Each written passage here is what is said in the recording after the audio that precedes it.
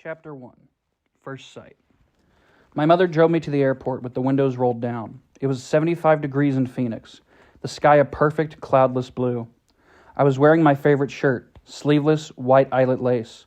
I was wearing it as a farewell gesture. My carry-on item was a parka. In the Olympic Peninsula of northwest Washington state, a small town named Forks exists under a near constant cover of clouds. It rains on this inconsequential town more than any other place in the United States of America. It was from this town and its gloomy, omnipresent shade that my mother escaped with me when I was only a few months old. It was in this town that I had been compelled to spend a month every summer until I was 14. That was the year I finally put my foot down. These past 3 summers, my dad, Charlie, vacationed with me in California for 2 weeks instead. It was to Forks that I now exiled myself, an action that I took with great horror. I detested Forks. I loved Phoenix. I loved the sun and the blistering heat. I loved the vigorous, sprawling city. "Bella," my mom said to me, the last of 1,000 times before I got on the plane, "you don't have to do this." My mom looks like me, except with short hair and laugh lines. I felt a spasm of panic as I stared at her wide, childlike eyes. How could I leave my loving, erratic, harebrained mother to fend for herself? Of course she had Phil now, so the bills would probably get paid. There'd be food in the refrigerator, gas in her car, and someone to call when she got lost, but still. "I want to go," I lied. I'd always been a bad liar, but I've been saying this lie so frequently lately that it sounded almost convincing now. "Tell Charlie I said hi." "I will." "I'll see you soon," she insisted. "You can come home whenever you want. I'll come right back as soon as you need me." But I could see the sacrifice in her eyes behind the promise. "Don't worry about me," I urged. "It'll be great. I love you, Mom." She hugged me tightly for a minute, and then I got on the plane, and she was gone. It's a 4-hour flight from Phoenix to Seattle, another hour in a small plane up to Port Angeles, and then an hour's drive back down to Forks. Flying doesn't bother me. The hour in the car with Charlie, though, I was a little worried. Charlie had really been fairly nice about the whole thing. He seemed genuinely pleased that I was coming to live with him for the first time with any degree of permanence. He had already gotten me registered for high school, was going to help me get a car. But it was sure to be awkward with Charlie. Neither of us was what anyone would call verbose, and I didn't know what there was to say regardless. I knew he was more than a little confused by my decision. Like my mother before me, I hadn't made a secret of my distaste for Forks. When I landed in Port Angeles, it was raining. I didn't see it as an omen, just unavoidable. I already said my goodbyes to the sun. Charlie was waiting for me with the cruiser. This I was expecting too. Charlie is Police Chief Swan to the good people of Forks.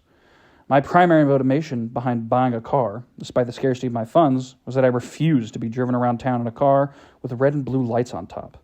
Nothing slows down traffic like a cop. Charlie gave me an awkward, one-armed hug when I scrambled my way off the plane. "It's good to see you, Bells," he said, smiling, as he automatically caught and steadied me. "You haven't changed much. How's Renee?" "Mom's fine. It's good to see you too, Dad." I wasn't allowed to call him Charlie to his face. I had only a few bags. Most of my Arizona clothes were too permeable for Washington. My mom and I had pulled our resources to supplement my winter wardrobe, but it was still scanty. It all fit easily into the trunk of the cruiser. "I found a good car for you, really cheap," he announced when we were strapped in. "What kind of car?" I was suspicious of the way he said, "good car for you," as opposed to just, "good car." "Well, it's a truck, actually. A Chevy." "Where did you find it?" "Do you remember Billy Black down at La Push?" La Push is the tiny Indian reservation on the coast. "No." "He used to go fishing with us during the summer," Charlie prompted. That would explain why I didn't remember him. I do a good job of blocking painful, unnecessary things from my memory. "He's in a wheelchair now," Charlie commented when I didn't respond. "So he can't drive anymore, and he offered to sell me his truck cheap." "What year is it?" I could see from his change of expression that this was the question he was hoping I wouldn't ask. "Well, Billy's done a lot of work on the engine. It's only a few years old, really." I hoped he didn't think so little of me as to believe I would give up that easily. "When did he buy it?" "He bought it in 1984, I think." "Did he buy it new?" "Well, no. I think it was new in the early 60s, or late 50s at the earliest," he admitted sheepishly. "Dad, I don't really know anything about cars. I wouldn't be able to fix it if anything went wrong, and I couldn't afford a mechanic." "Really, Bella, the thing runs great. They don't build them like that anymore." The thing, I thought to myself, It had possibilities, as a nickname, at the very least. How cheap is cheap? After all, that was the part I couldn't compromise on. Well, honey, I kind of already bought it for you. As a homecoming gift. Charlie peeked sideways at me with a hopeful expression. Wow, free. You didn't need to do that, Dad. I was going to buy myself a car. I don't mind. I want you to be happy here. He was looking ahead at the road when he said this. Charlie wasn't comfortable with expressing his emotions out loud. I inherited that from him, so I was looking straight ahead as I responded. That's really nice, Dad. Thanks. I really appreciate it. No need to add that my being happy in Forks is an impossibility. He didn't need to suffer along with me, and I never looked a free truck in the mouth. Or engine. Well, now you're welcome, he mumbled, embarrassed by my thanks. We exchanged a few more comments on the weather, which was wet, and that was pretty much it for conversation. We stared out the windows in silence. It was beautiful, of course. I couldn't deny that. Everything was green. The trees, their trunks covered with moss, their branches hanging with a canopy of it, the ground covered with ferns, even the air filtered down greenly through the leaves. It was too green. An alien planet. Eventually we made it to Charlie's. He still lived in the small 2-bedroom house that he'd bought with my mother in the early days of their marriage. Those were the only kind of days their marriage had, the early ones. There, parked on the streets in front of the house that never changed, was my new to me, truck. It was a faded red color with big, rounded fenders and a bulbous cab. To my intense surprise, I loved it. I didn't know if it would run, but I could see myself in it. Plus, it was one of those solid iron affairs that never gets damaged, the kind you see at the scene of an accident, paint unscratched, surrounded by the pieces of the foreign car it had destroyed. Wow, Dad, I love it. Thanks. Now my horrific day tomorrow would be just that much less dreadful. I wouldn't be faced with the choice of either walking 2 miles in the rain to school or accepting a ride in the Chief's cruiser. I'm glad you like it, Charlie said gruffly, embarrassed again. It took only one trip to get all my stuff upstairs. I got the west bedroom that faced out over the front yard. The room was familiar. It had belonged to me since I was born. The wooden floor, the light blue walls, the peaked ceiling, the yellow-laced curtains around the window, these were all a part of my childhood.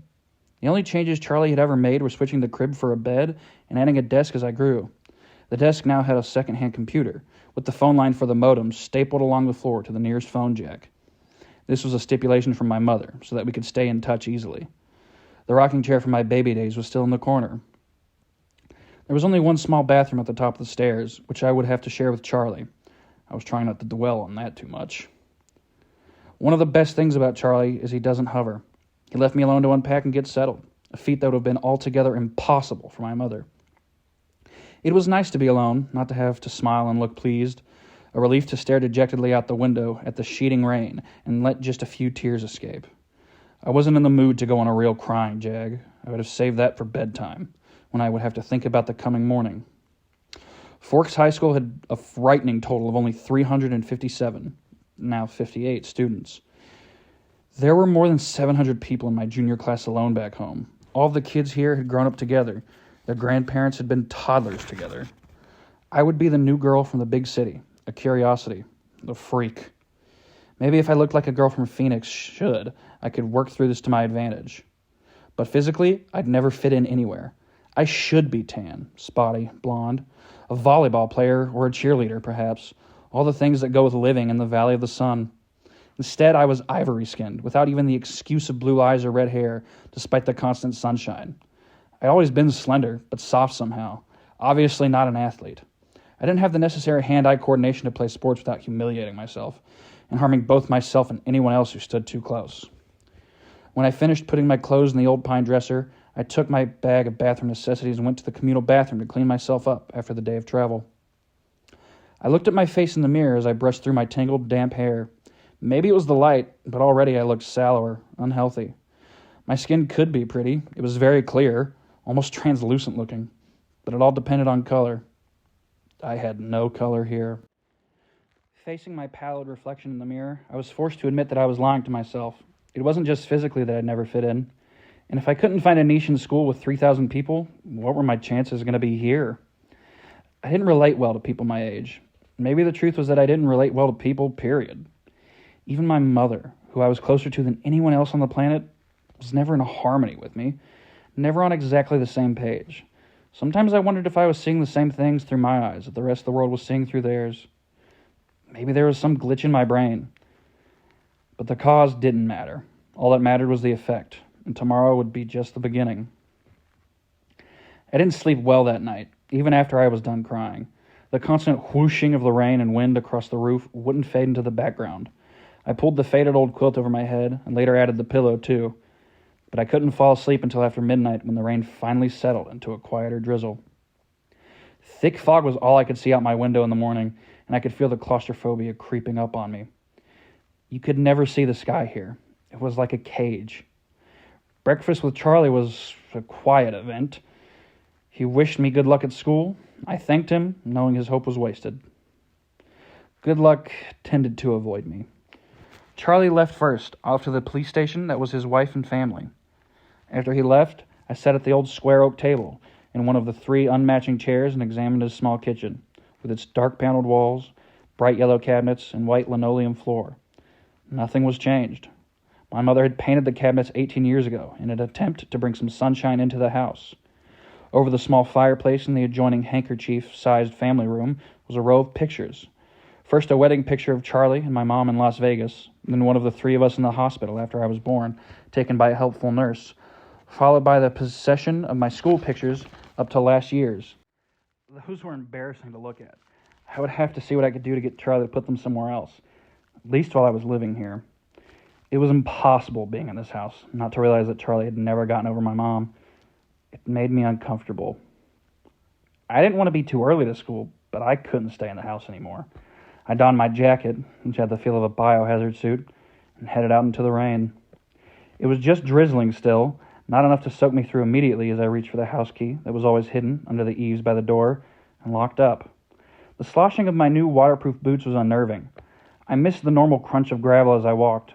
I couldn't pause and admire my truck again as I wanted. I was in a hurry to get out of the misty wet that swirled around my head and clung to the hair under my hood. Inside the truck it was nice and dry. Either Billy or Charlie had obviously cleaned it up, but the tan upholstered seats still smelled faintly of tobacco, gasoline, and peppermint. The engine started quickly, to my relief, but loudly, roaring to life and then idling at top volume. Well, a truck this old was bound to have a flaw. The antique radio worked, a plus that I frankly hadn't expected. Finding the school wasn't difficult, though I'd never been there before. The school was, like most other things, just off the highway. It was not obvious that it was a school, only the sign, which declared it to be the Forks High School, made me stop. It looked like a collection of matching houses, built with maroon-colored bricks. There were so many trees and shrubs I couldn't see its size at first. Where was the feel of the institution? I wondered nostalgically. Where were the chain-link fences, the metal detectors? I parked in front of the first building, which had a small sign over the door reading front office. No one else was parked there, so I was sure it was off limits, but I decided I would get directions inside instead of circling around in the rain like an idiot. I stepped unwillingly out of the toasty truck cab and walked down a little stone path lined with dark hedges. I took a deep breath before opening the door. Inside it was brightly lit and warmer than I'd hoped. The office was small, a little waiting area with padded folding chairs, orange-flecked commercial carpet, notices and awards cluttering the walls, a big clock ticking loudly. Plants grew everywhere in large plastic pots, as if there wasn't enough greenery outside. The room was cut in half by a long counter, cluttered with wire baskets full of papers and brightly colored flyers taped to its front. There were 3 desks behind the counter, one of which was manned by a large, red-haired woman wearing glasses. She was wearing a purple t-shirt, which immediately made me feel overdressed. The red-haired woman looked up. "Can I help you?" "I'm Isabella Swan," I informed her, and saw the immediate awareness light her eyes. I was expected, a topic of gossip no doubt. Daughter of the chief's flighty ex-wife, come home at last. "Of course," she said. She dug through a precariously stacked pile of documents on her desk, but she found the one she was looking for. "I have your schedule right here, and a map of the school." She brought several sheets to the counter to show me. She went through my classes for me, highlighting the best route to each on the map, and gave me a slip to have each teacher sign, which I was to bring back at the end of the day. She smiled at me and hoped, like Charlie, that I would like it here in Forks. I smiled back as convincingly as I could. When I went back out to my truck, other students were starting to arrive. I drove around the school, following the line of traffic. I was glad to see that most of the cars were older like mine, nothing flashy. At home, I'd lived in one of the few lower-income neighborhoods that were included in the Paradise Valley District. It was a common thing to see a new Mercedes or Porsche in the student lot. The nicest car here was a shiny Volvo, and it stood out. Still, I cut the engine as soon as I was in a spot so that the thunderous volume wouldn't draw attention to me. I looked at the map in the truck, trying to memorize it now. Hopefully I wouldn't have to walk around with it stuck in front of my nose all day. I stuffed everything in my bag, slung the strap over my shoulder, and sucked in a huge breath. I can do this, I lied to myself feebly. No one was going to bite me. I finally exhaled and stepped out of the truck. I kept my face pulled back into my hood as I walked to the sidewalk, crowded with teenagers. My plain black jacket didn't stand out, I noticed with relief. Once I got around the cafeteria, Building 3 was easy to spot. A large black 3 was painted on a white square on the east corner. I felt my breathing gradually creeping toward hyperventilation as I approached the door. I tried holding my breath as I followed two unisex raincoats through the door. The classroom was small. The people in front of me stopped just inside the door to hang up their coats on a long row of hooks. I copied them. There were two girls, one a porcelain-colored blonde, the other also pale, with a light brown hair. At least my skin wouldn't be a standout here. I took the slip up to the teacher, a tall, balding man whose desk had a nameplate identifying him as Mr. Mason. He gawked at me when he saw my name, now an encouraging response. And of course I flushed tomato red, but at least he sent me to an empty desk at the back without introducing me to the class. It was harder for my new classmates to stare at me in the back, but somehow they managed. I kept my eyes down on the reading list the teacher had given me. It was fairly basic. Bronte, Shakespeare, Chaucer, Faulkner. I'd already read everything. That was comforting and boring. I wondered if my mom would send me my folder of old essays, or if she would think that was cheating. I went through different arguments with her in my head while the teacher droned on. When the bell rang, a nasal buzzing sound, a gangly boy with skin problems and hair as black as an oil slick leaned across the aisle to talk to me. "You're Isabella Swan, aren't you?" He looked like the overly helpful chess club type. "Bella," I corrected. Everyone within a 3-seat radius turned to look at me. "Where's your next class?" he asked. I had to check my bag. Government with Jefferson, in Building 6. There was nowhere to look without meeting curious eyes.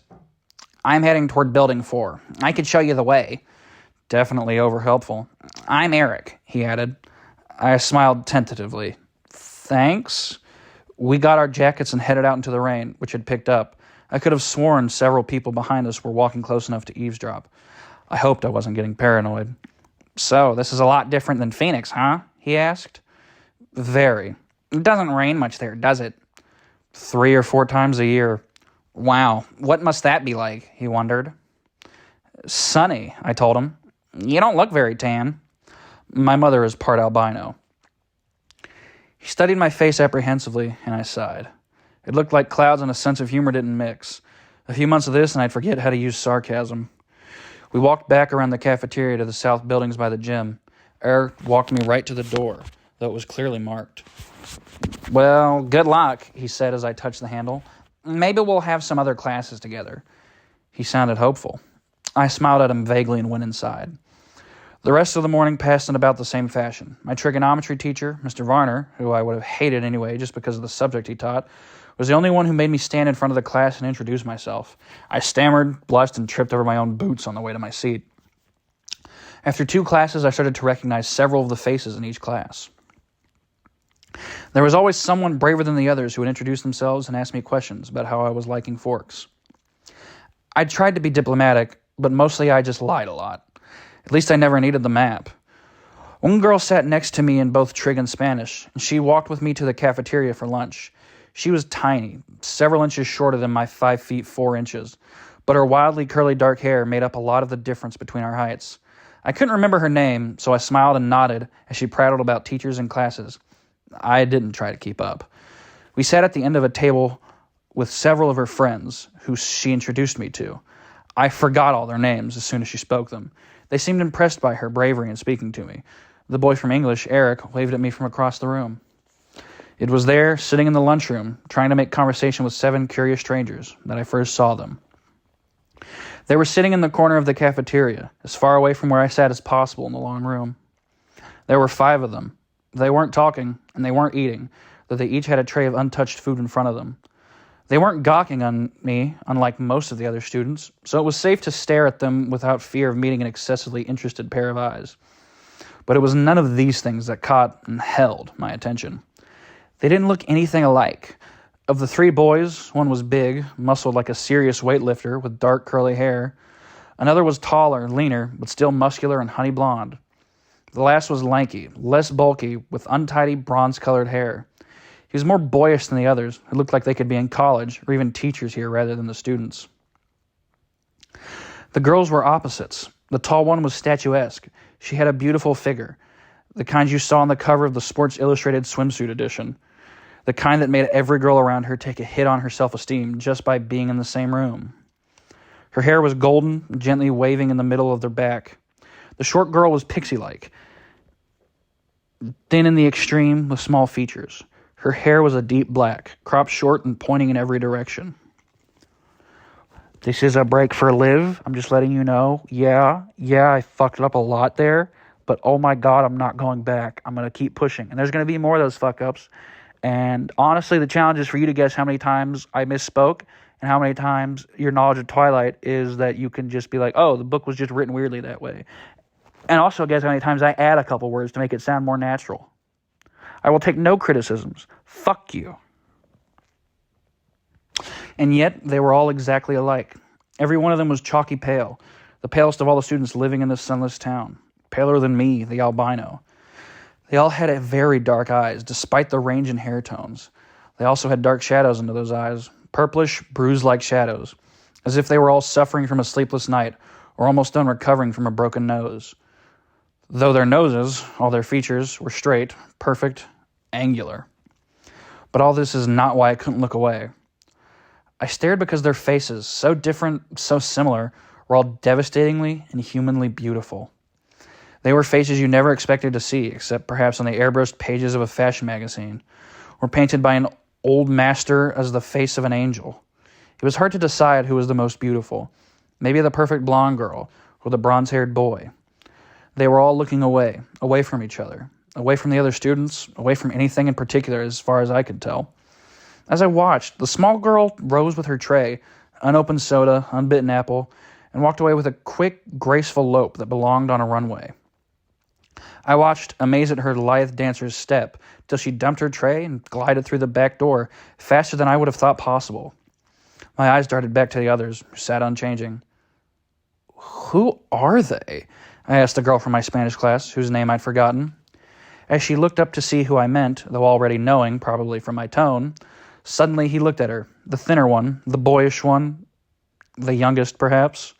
He looked at my neighbor for just a fraction of a second, and then his dark eyes flickered to mine. He looked away quickly, more quickly than I could, though in a flush of embarrassment I dropped my eyes at once. In that brief flash of a glance, his face held nothing of interest.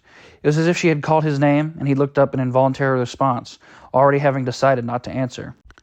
My neighbor giggled in embarrassment, looking at the table like I did. That's Edward and Emmett Cullen, and Rosalie and Jasper Hale. The one who left was Alice Cullen. They all lived together with Dr. Cullen and his wife. She said this under her breath. I glanced sideways at the beautiful boy, who was looking at his tray now, picking a bagel to pieces with long, pale fingers. His mouth was moving very quickly, his perfect lips barely opening. The other three still looked away, and yet I felt he was speaking quietly to them. Strange, unpopular names, I thought, the kind of names grandparents had. But maybe that was in vogue here. Small-town names. I finally remembered that my neighbor was called Jessica, a perfectly common name. There were 2 girls named Jessica in my history class back home. They are very nice-looking. I struggled with the conspicuous understatement. Yes, Jessica agreed with another giggle.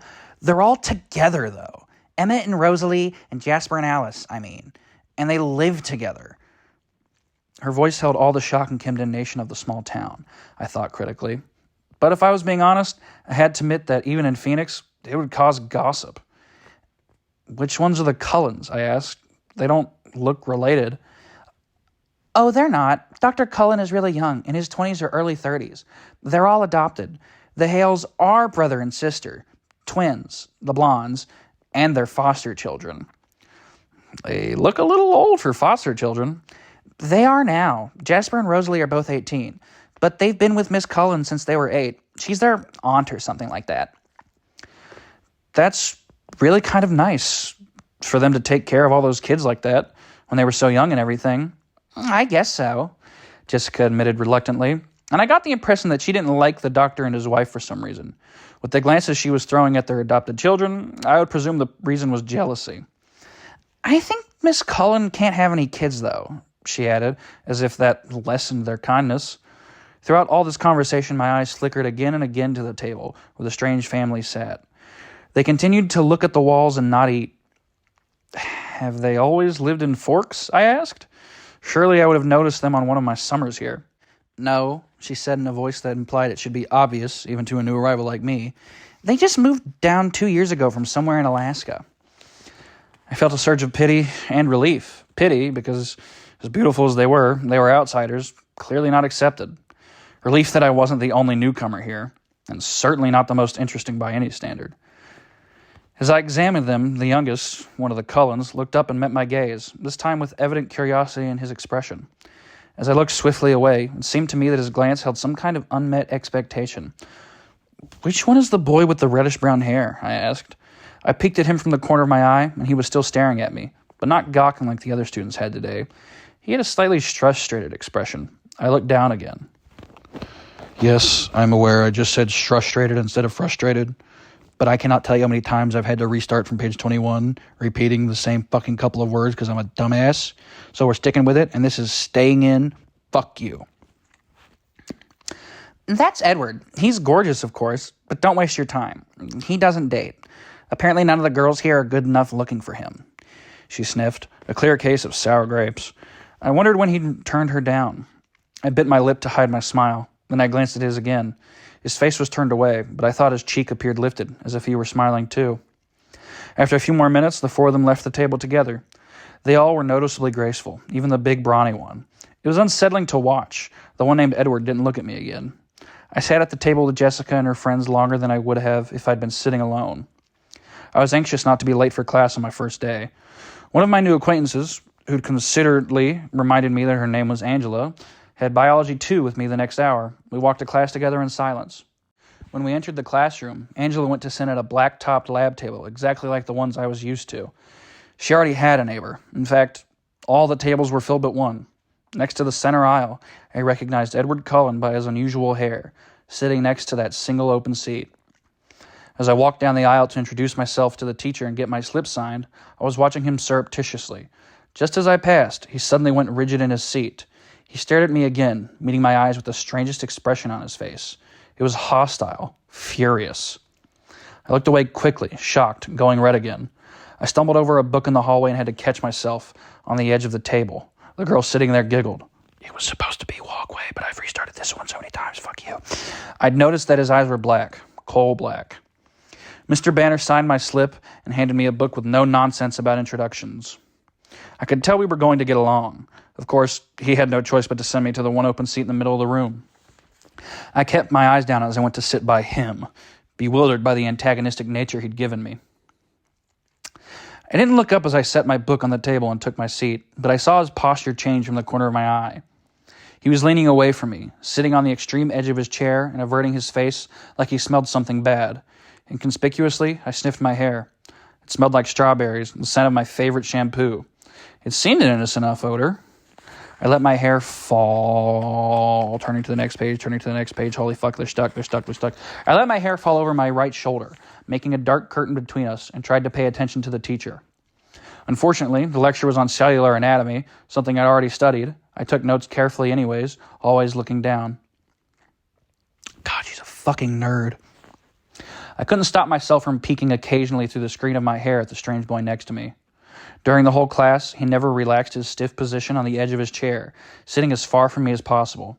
I could see his hand on his left leg was clenched into a fist, tendons standing out under his pale skin. This, too, he never released. He never relaxed. Fuck it, we'll do it live! He had the long sleeves of his white shirt pushed up to his elbows, and his forearm was surprisingly hard and muscular beneath his light skin. He wasn't nearly as slight as he'd looked next to his burly brother.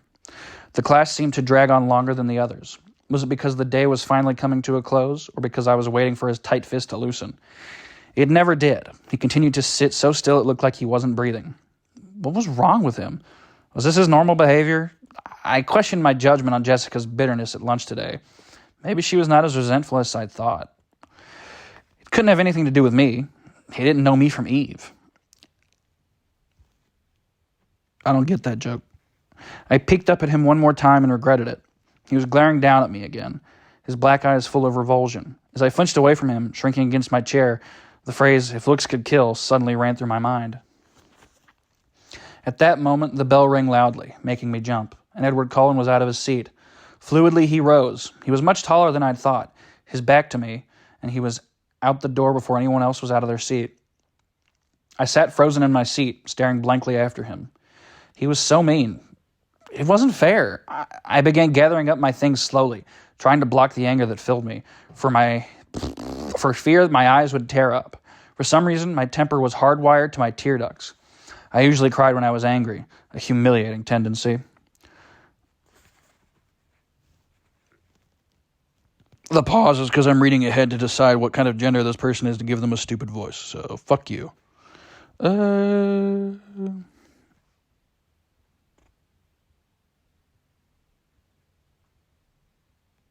All right, break's over. I don't know who this person is, but they're getting a voice and it's going to be bad.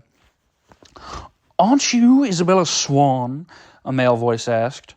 I looked up to see a cute, baby-faced boy, his pale blonde hair carefully gelled into orderly spikes, smiling at me in a friendly way. He obviously didn't think I smelled bad. I said that wrong, and normally I'm just going on a tear till I end this chapter. I recorded so many small bits. We're finishing this chapter. You better listen to this whole goddamn book. Anyways, he obviously didn't think I smelled bad.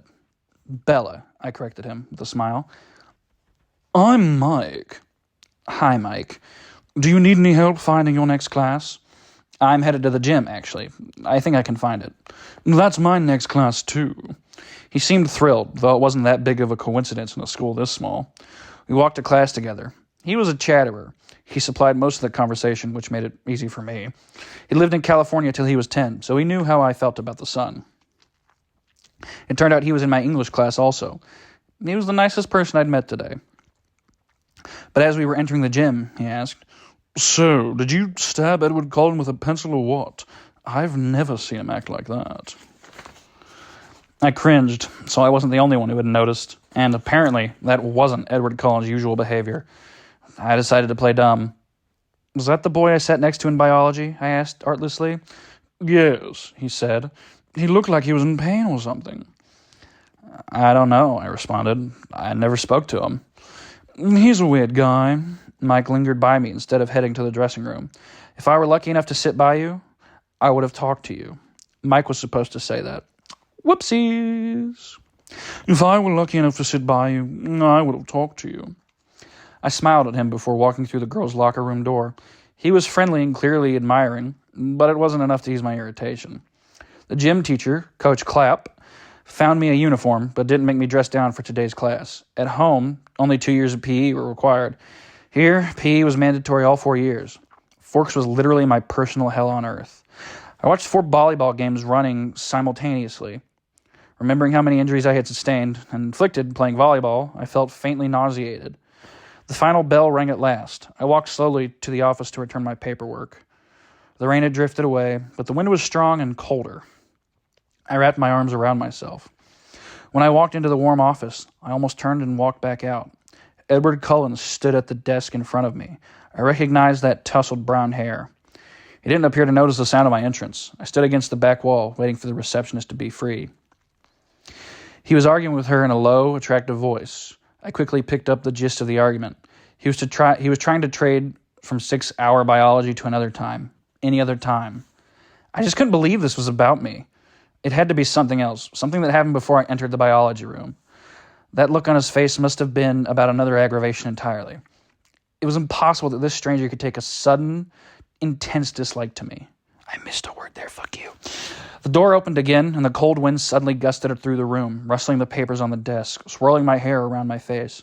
I fucked up that sentence. I did not read that correctly paced. But I'm finishing. One more page and we're done with this chapter. Fuck you. Also, I have no idea what voice I'm going to give him. The girl who came in merely stepped to the desk, placed the note in the wire basket, and walked out again. But Edward Cullen's back stiffened, and he turned slowly to glare at me. His face was absurdly handsome, with piercing, hate-filled eyes. For an instant, I felt a thrill of genuine fear, raising the hair on my arms. The look only lasted a second, but it chilled me more than the freezing wind. He turned back to the receptionist. "Never mind, then," he said hastily in a voice like velvet. "I can see that it's impossible. Thank you so much for your help." Wait, no, I was just reading that normally. Then again, he's going to be the second. Okay, here's the deal. Him and Bella are going to have the exact same voice, but when they talk to each other, I will be giving Bella either a high-pitched voice or Edward a low-pitched voice. However, in times like this, when they're not directly conversing, and it's clear who's talking, they're going to both have my normal voice because, oh my God, they're both going to talk so much. I know it. Back to your scheduled program. "Never mind, then," he said hastily in a voice like velvet. "I can see that it's impossible. Thank you so much for your help." And he turned on his heel without another look at me and disappeared out the door. I went meekly to the desk, my face white for once instead of red, and handed her the signed slip. What the fuck did I do? "How did your first day go, dear?" the receptionist asked maternally. "Fine," I lied, my voice weak. She didn't look convinced. When I got to the truck, it was almost the last car on the lot. It seemed like a haven, already the closest thing to a home I had in this damp green hole. I sat inside for a while, just staring at the windshield blankly. But soon I was cold enough to need the heater, so I turned the key and the engine roared to life. I headed back to Charlie's house, fighting tears the whole way there. End of chapter 1.